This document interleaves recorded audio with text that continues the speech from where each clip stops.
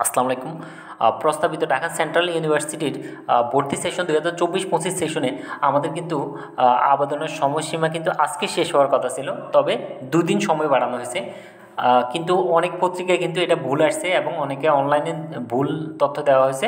Original news যেটা সেটা হলো আমাদের লাস্ট ডেট কিন্তু 10 তারিখ পর্যন্ত ছিল এবং 2 দিন বাড়িয়ে সেটা কিন্তু আমাদের 12 তারিখ পর্যন্ত করা হয়েছে। কিন্তু আগে যেটা ছিল যে আমাদের কোনো ইনফরমেশন যদি আমরা এডিট করতে হয় তাহলে সেটা কিন্তু আমাদের 12 তারিখ পর্যন্ত সুযোগ ছিল। এখন একবার আবেদনটা আমাদের 2 দিন বাড়িয়ে 12 তারিখ পর্যন্ত আবেদনের সময়সীমা বাড়ানো হয়েছে। আর পরীক্ষার যে আরও যে যাবতীয় তথ্যগুলো ওগুলো কিন্তু আগের মতোই আছে। তো আমরা এই ক্ষেত্রে একটু ভালো করে দেখে নিই, সেটা হলো আমাদের কলা এবং সামাজিক বিজ্ঞান ইউনিটের পরীক্ষা কিন্তু আগের মতোই 22 তারিখে হবে, বিকেল 3টা থেকে 4টা। বিজ্ঞান ইউনিটে 23 তারিখ সকাল 11টা থেকে দুপুর 12টা।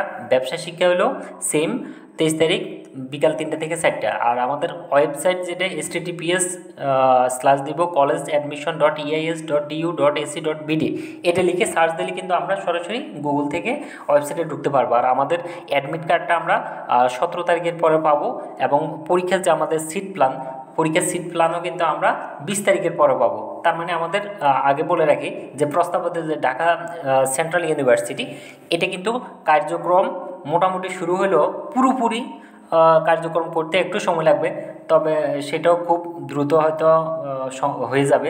তো আমরা এখন পর্যন্ত যেটা আপডেট জানছি, আর পরবর্তীতে কোনো নিউজ আসলে সেটা অবশ্যই সাথে সাথে জানানোর চেষ্টা করবো। সব ভালো থাকুন, ধন্যবাদ, আসসালামু আলাইকুম।